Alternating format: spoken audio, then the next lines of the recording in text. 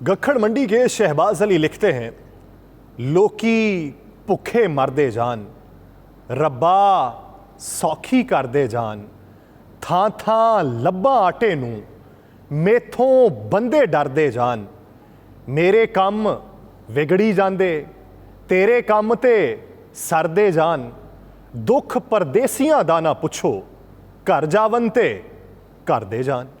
नाज़रीन, मैं हूं यासिर रशीद और आप मेरा व्लॉग देख रहे हैं। नाज़रीन, सोचिए उस दिन को जब पाकिस्तान में खैरात करने वाले सड़कों पर होंगे मगर लेने वाला कोई ना होगा। सोचिए उस दिन को जब रोटी की कीमत सुनकर आप हंसेंगे कि रोटी तो टॉफ़ी से भी सस्ती है। सोचिए उस दिन को जब पाकिस्तान की इंडस्ट्री एशिया की सनत को लीड कर रही होगी। सोचिए उस दिन को जब दुनिया भर में पाकिस्तानी रुपए में कारोबार हो रहा होगा। सोचिए उस दिन को जब हम बिजली की कम पैदावार पर रोने की बजाय हम साया मुमालिक को बिजली की तरसील कर रहे होंगे। सोचिए उस दिन को जब पाकिस्तान का पासपोर्ट हासिल करने को लोग हसरतों को दिल में दबाए बैठे होंगे। सोचिए उस दिन को जब पाकिस्तान के सयाहती मकामात को दुनिया भर के साफो शफाफ मकामात में शुमार किया जाने लगेगा। सोचिए उस दिन को जब हमारे मवासलाती निज़ाम की मिसालें दुनिया भर में पढ़ाए जाने वाले निसाब का हिस्सा होंगी। सोचिए उस दिन को कि जब तीसरी दुनिया के ममालिक हमारे मईशत दानों से नुस्खा कीमिया मुस्तार लिया करेंगे। सोचिए उस दिन को जब अपने मुखालिफ को गाली नहीं बल्कि अमली सियासत से जेर करने की तगोदो की जाएगी। ये सब सोचिए और फिर अपनी आंखें खोल लीजिए, क्योंकि इतना सोचना आपके दिमाग की शरियानों के लिए नुकसानदेह हो सकता है। क्योंकि मौजूदा चेहरों के होते हुए तो ऐसा कतई तौर पे मुमकिन दिखाई नहीं देता। अभी तो सिर्फ ये नारे हैं कि मियां साहब आएंगे, हालात बेहतर हो जाएंगे।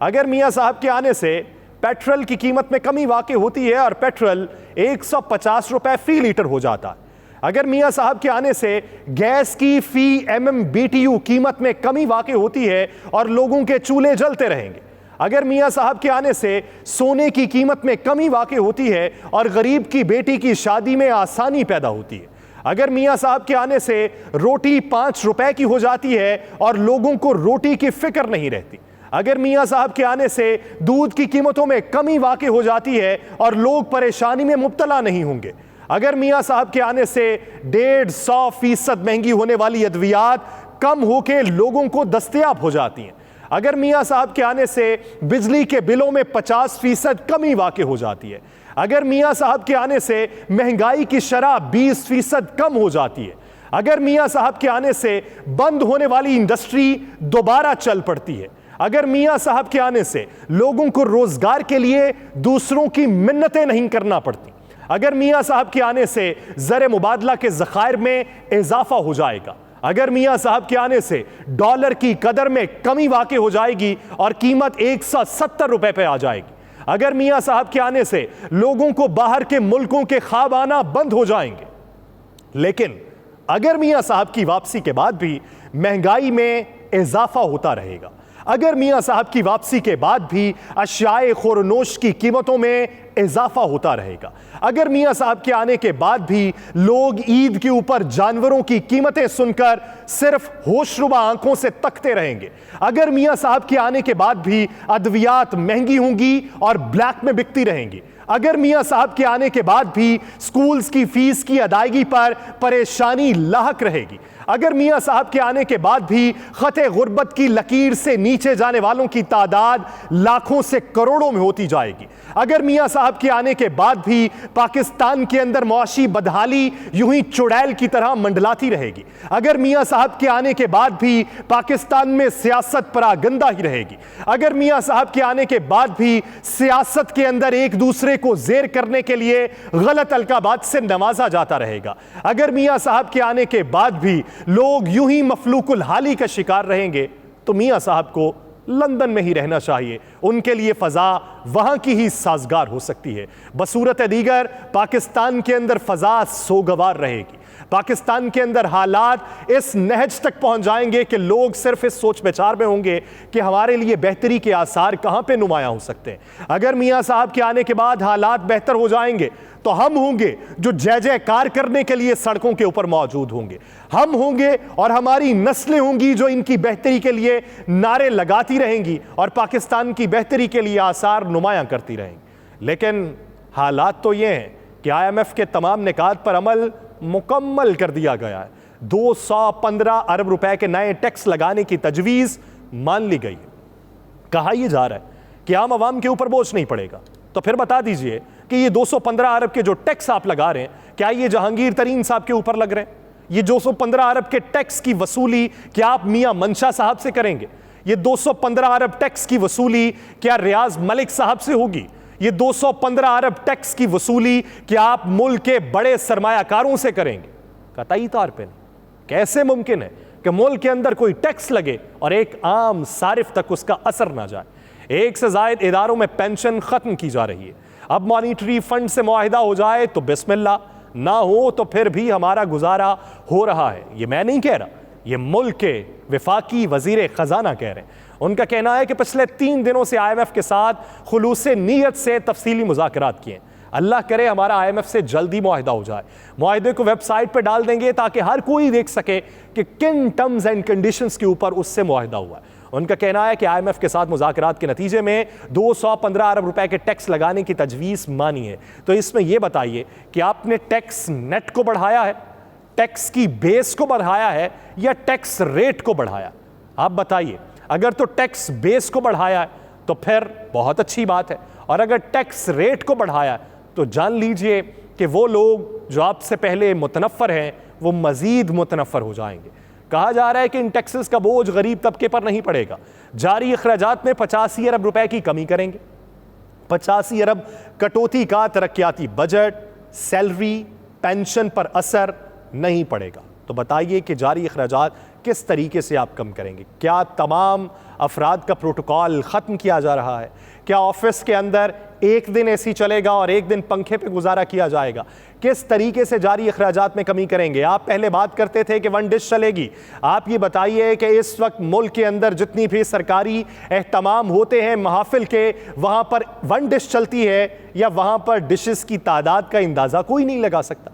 कहा गया कि तमाम तब्दीलियों को बजट बुक में शामिल कर दिया गया। वज़ीर ख़जाना ने कहा कि IMF के तमाम निकात पर हुकूमत ने मुकम्मल अमल दरामद कर दिया है। FBR के महसूलात का हदफ 9,415 अरब रुपए किया गया है। स्टेट बैंक ने दरामदात पे पाबंदी उठा ली है। ज़र मुबादला के ज़खायर बढ़ाने की कोशिश कर रहे हैं। इसहाक डार ने कहा कि दिसंबर में मुल्क के हालात के पेश नज़र दरामदात पर पाबंदी लगाई थी। अब आहिस्ता आहिस्ता मामूल के मुआशी हालात की तरफ जा रहे हैं। दरामदात पर आयद पाबंदी ख़त्म कर दी गई। आपने कुलिया आजमाया था कि दरामदात पे पाबंदी लगाएंगे तो पाकिस्तान से डॉलर बैरून मुल्क मुंतकिल नहीं होंगे। एक तरफ आपने पाबंदी लगाई, दूसरी तरफ आपने बॉर्डर्स खोल दिए। डॉलर बैरून मुल्क स्मगल होके जाता रहा। आपने दरामदात पे पाबंदी लगाने पे भी पाकिस्तान का नुकसान किया और डॉलर के स्मगलिंग के ऊपर भी पाकिस्तान का नुकसान किया। अब आके IMF ने आपको ये कहा कि दरामदात पर पाबंदी हल नहीं है, तो आपने दरामदात से पाबंदी उठा दी है। ये बताइए कि इतने लोगों के डैमेजेस की मद में जो करोड़ों डॉलर्स लगे हैं उसकी जवाबदेही कौन करेगा? लोगों ने अपने कंटेनर्स उठाना तर्क कर दिए कि डैमेजेस की मद में हमें जितने पैसे अब बन रहे हैं उससे कम पैसों पे हमने ये कंटेनर मंगवाया था, तो ये कंटेनर हम उठा के क्या करेंगे? ये माल हम मार्केट में किस तरीके से बेचेंगे? जो इतना नुकसान हुआ जिसका अंदाज़ा तकरीबन 30 बिलियन डॉलर्स लगाया जा रहा है, वो नुकसान की भरपाई कौन करेगा? आज वज़ीर ख़जाना ने कहा कि तमाम अराकीन कौमी असम्बली की बजट तकरीर और तजावीज़ पर मैं तमाम अराकीन का शुक्रिया अदा करता हूँ। वज़ीर ख़ारजा का शुक्रिया अदा किया और उसके साथ साथ अपोजिशन लीडर राजा रियाज का भी ख़ास शुक्रिया अदा कर दिया। ये अपोजिशन लीडर वाहिद अपोजिशन लीडर हैं, पाकिस्तान की तारीख़ में ऐसी कोई मिसाल नहीं मिलती कि मौजूदा अपोजिशन लीडर जो हो वो आने वाले दिनों के अंदर हुकूमत की तरफ से इलेक्शन लड़ने का उम्मीदवार हो। बातें की जा रही ऐसे अपोजिशन लीडर हमने पाकिस्तान के अंदर रखे हुए हैं। हुकूमत की तमाम इत्तेहादी जमातों और ख़वातीन अरकान असम्बली का भी उन्होंने शुक्रिया अदा किया। वज़ीर ख़जाना ने कहा कि टैक्स आमदन बढ़ाने के लिए सुपर टैक्स ज़रूरी है। सुपर टैक्स गुज़श्ता साल मुतारिफ करवाया गया था और सुपर टैक्स ज़्यादा आमदनी वाले अफराद पर लगाया जाता है। सुपर टैक्स चंद तब्दीलियों के साथ बरकरार रहेगा। उन्होंने कहा कि सालाना 15 से 20 करोड़ रुपए मुनाफे वाली कंपनीज पर 1% सुपर टैक्स आयद कर रहे हैं। सालाना 20 से 25 करोड़ रुपए मुनाफे वाली कंपनीज पर 2% सुपर टैक्स आयद होगा। अब इसका नुकसान क्या होता है? आप जब कंपनीज के ऊपर सुपर टैक्स को आयद कर देते हैं तो पाकिस्तान से इस नेट से बाहर निकलने के लिए बेशुमार इकदाम किए जाते हैं। बड़ी बड़ी जो कंपनीज हैं, आप प्राइवेट सेक्टर्स में चले जाएं, आपको मालूम पड़ेगा कि वहां पे बुनियादी तनख्वाह अगर किसी की 20,000 रुपए शो की गई है तो उसकी बुनियादी तनख्वाह 20,000 नहीं होती, बल्कि उसकी तनख्वाह 50,000 होती है। 30,000 वो कंपनी अपना टैक्स बचाने के लिए उसे कैश की मद में देती है।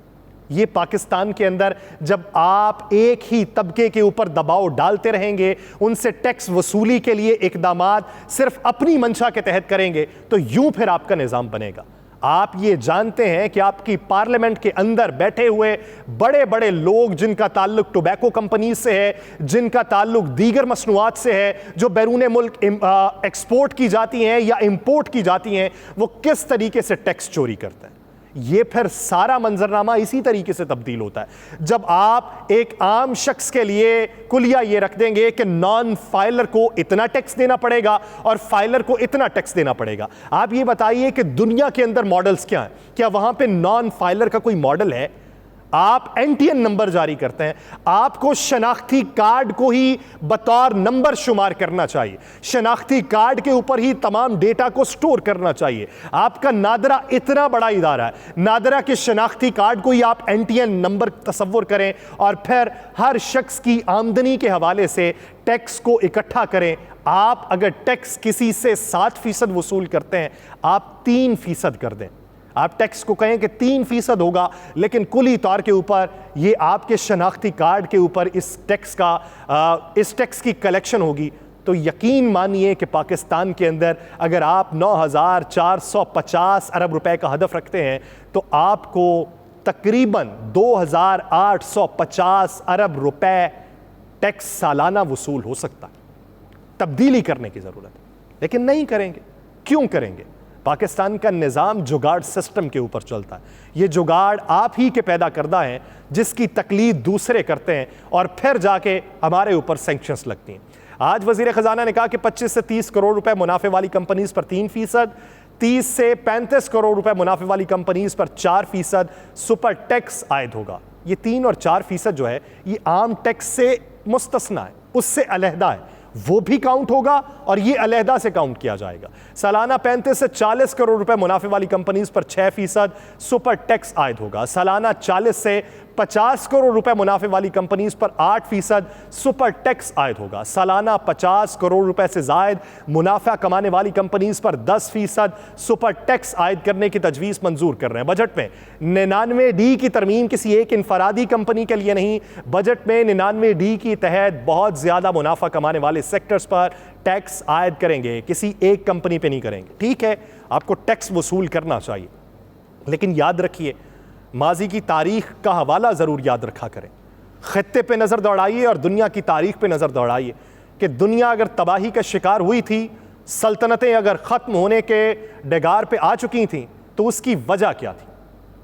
अगर डगर को अपनी ठीक करना है तो माजी की तारीख को सीखना होगा। याद कीजिए कि जब ऑटोमन एम्पायर की बुनियाद रखी जा रही थी, उससे पहले रोम की सल्तनत किस तरीके से ख़त्म की गई, जिन इलाकों पे सल्तनत उस्मानिया बनाने वालों ने कब्जा किया, वो लोग उनके मरहूने मिन्नत क्यों हुए? क्योंकि महसूलात जो वहाँ पर रोम की सल्तनत लिया करती थी, कैथोलिक के मानने वाले लिया करते थे, वो बहुत ज़्यादा लिया करते थे। मुसलमान आए तो उन्होंने महसूलात में कमी वाक़ई कर दी और उन्होंने कहा कि फलाही रियासत बनाएंगे। आप अगर टैक्स देंगे तो आपकी हिफाजत की जिम्मेदारी हम पर आयद होगी। आप अगर टैक्स देंगे तो आपके बच्चों को पढ़ाने के लिए हम तालीमी इदारे बनाएंगे। आप अगर टैक्स देंगे तो आपके लिए सेहत का निज़ाम बेहतर किया जाएगा। आप अगर टैक्स देंगे तो आपको बड़ी बड़ी कारोबारी मंडियां बना के दी जाएंगी जहां पे दुनिया के कारोबार को लाया जाएगा। आप अगर टैक्स देंगे तो आपके लिए मवासलाती निज़ाम को बेहतर किया जाएगा। आप अगर टैक्स देंगे तो आपकी हिफाजत रियासत की जिम्मेदारी है और रियासत बतौर मां वो जिम्मेदारी निभाएगी। तो आप बताइए कि आप अगर टैक्स लेते हैं तो मवासलाती निज़ाम किस हद तक बेहतर किया? आप अगर टैक्स लेते हैं तो सेहत का निज़ाम किस हद तक बेहतर किया? आप अगर टैक्स लेते हैं तो एक आदमी की हिफाजत को किस तरीके से मुमकिन बनाया? आप अगर टैक्स लेते हैं तो उसके जवाब में एक बच्चे की तालीम के लिए आपने क्या इकदाम उठाए? आप अगर टैक्स लेते हैं तो आपने फलाही रियासत बनाने की तरफ किस हद तक कदम उठाया? आप अगर टैक्स लेते हैं तो सूद की शरह में इजाफा क्यों बढ़ाते जा रहे हैं? आप अगर टैक्स लेते हैं तो फिर ये दावे ना कीजिए कि हम आपके लिए बहुत से इकदाम करेंगे। आपने मांगना है झोली फैला के बाहर वालों से भी और मांगना है झोली फैला के घर वालों से भी। मांगने की आदत को तर्क करना होगा। इसहाक डार साहब ने कहा कि बोनस शेयर के मुनाफे पर इनकम टैक्स की विदहोल्डिंग की शरह 15% बरकरार रहेगी। बोनस शेयर्स की सूरत में अदायगी करने पर 10% इनकम टैक्स विदहोल्डिंग टैक्स आयद कर रहे हैं। पेट्रोलियम मसनूआत पर वफाकी हुकूमत को महदूद इख्तियार मिल चुका है। हुकूमत सिर्फ पेट्रोल और डीजल पर लेवी 10 रुपए बढ़ाने का इख्तियार हासिल करेगी। हुकूमत सिर्फ पेट्रोल और डीजल पर लेवी 50 से बढ़ाकर 60 रुपए करेगी। एक तरफ से आप रशिया से तेल ले रहे हैं, आलमी मंडी से 15 से 18 डॉलर कम कीमत के ऊपर ले रहे हैं, और जब आप 15 से 18 डॉलर फी बैरल कम कीमत के ऊपर ले रहे हैं तो आपको अवाम को रिलीफ देना चाहिए था, और आप अब कह रहे हैं कि लेवी में इजाफा किया जाएगा। लेवी में इजाफा करना है तो यह बता दें कि क्या बुनियादी कीमत में कमी वाक़ई हो जाएगी? अगर वो भी नहीं होनी तो फिर यह बता दें कि पाकिस्तान के हालात को किसने तब्दील करना। इसहाक डार साहब ने कहा कि हमारी जिम्मेदारी है कि बैरूनी अदायगियां वक्त पर करें, ज़र मुबादला के ज़खायर में इजाफे की कोशिशें करेंगे। इत्तेहादी जमातों ने बजट से मुतल्लिक उम्दा तजावीज़ पेश की हैं। सेनेट और कौमी असम्बली की कायमा कमेटियों की जानिब से अच्छी तजावीज़ पेश की गई हैं और ऐवान बाला की तरफ से 59 तजावीज़ पेश की गई। अराकीन ने तनकीद के साथ तजावीज़ भी पेश की हैं। उनका कहना था मुल्की हालात की वजह से दरामदात पर पाबंदी आयद की गई थी। स्टेट बैंक ने तो इसमें रुकावट नहीं डाली थी। स्टेट बैंक ने एलसी से मुतल्लिक पाबंदियाँ वापस ले ली हैं और कल हज से मुतल्लिक खुसूसी आखिरी फ़्लाइट जाएगी। पार्लियामेंटेरियंस फरीज़ा हज अदा कर सकेंगे। वज़ीर ख़जाना ने कहा कि तवानाई की बचत के लिए ज़्यादा बिजली इस्तेमाल करने वाले पंखों पर फेडरल एक्साइज ड्यूटी लगाने का फैसला किया था। पंखे 2000 रुपये गरीब के लिए महंगे नहीं किए गए। ज़्यादा बिजली इस्तेमाल करने वाले पंखों पर टैक्स की मुद्दत में 6 माह की तौसीह कर रहे हैं। आप ये भी कर दीजिए कि जो ज़्यादा सांस लेता है एक दिन में उस पर भी टैक्स में तौसीह कर दें। हो सकता है कि सांस लेना लोग रफ्ता रफ्ता कम कर दें। गुर्बत के ऊपर आप टैक्स आयद ना करें, गुर्बत को ख़त्म मत करें, आप गरीब को ख़त्म कर दें, आपके लिए आसानियाँ पैदा हो जाएंगी। आपने मुमलिकत खुदादाद पाकिस्तान के अंदर इस तरह के निज़ाम को वज़ा किया है कि आप कह रहे हैं कि बैरूनी अदायगियाँ वक्त पर करेंगे।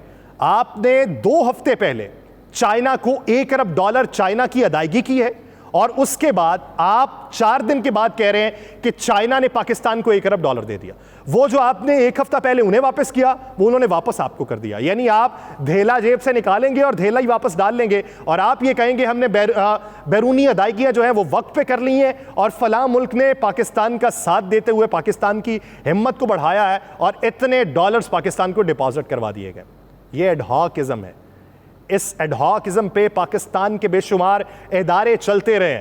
आपने पाकिस्तान स्टील मिल की बर्बादी देख रखी है।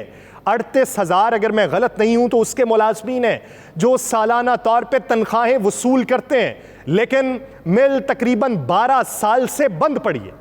निजकारी करने में क्या रुकावट है? आप आते हैं, बातें करते हैं और बातें करके निकल जाते हैं। करें निजकारी उसकी, पाकिस्तान इंटरनेशनल एयरलाइन की करें निजकारी, आप वापडा के डिस्कोज की करें निजकारी, आप रेलवे की करें निजकारी। आपको पता चलेगा कि आप तकरीबन 550 अरब रुपया सालाना जो कौमी खजाने के ऊपर सिर्फ इन 4 इदारों की वजह से बोझ डालते हैं, आपको लग पता जाएगा 1500 अरब रुपया आपको वसूल होना शुरू हो जाएगा। और उसके साथ साथ आप इसके मुनाफे में तकरीबन 10,000 अरब रुपए तक भी जा सकते हैं अगर निजकारी को सही प्रोसेस के जरिए करें। लेकिन कौन करेगा? बहुत से लोगों के वहां पर वाजबात भी हैं और बहुत से लोगों की तवक्कुआत भी हैं और बहुत से लोगों की वाबस्तगियां किसी और तरह से है। इसलिए पाकिस्तान के अंदर बेहतरी का मंजरनामा कोई भी रोशन करता दिखाई नहीं देता और अगर कोई दिखाई देता है तो बकौल वज़ीर ख़जाना सिस्टम के अंदर लोग मौजूद हैं जो बेहतर नहीं होने देते, जो डील नहीं होने देते। वो सिस्टम के अंदर जो लोग मौजूद हैं, इतनी अपने अंदर हिम्मत पैदा कीजिए। जिस तरह हमारे वज़ीर दिफा ख्वाजा आसिफ ने कहा कि एक प्रॉपर्टी टाइकून का नाम टेलीविजन स्क्रीन के ऊपर नहीं लिया जाता, तो वज़ीर दिफा ने पार्लियामेंट में बैठे हुए कुछ लोगों की निशानदेही की थी, तो वो भी उनका नाम लेकर नहीं गए। अगर आपको सिस्टम में मौजूद लोगों का पता है कि जो रुकावटें पैदा करते हैं, तो नाम लीजिए ताकि एहतसाब आपका नहीं उनका हो सके। मुझे दीजिए इजाज़त, अल्लाह ने के बाद।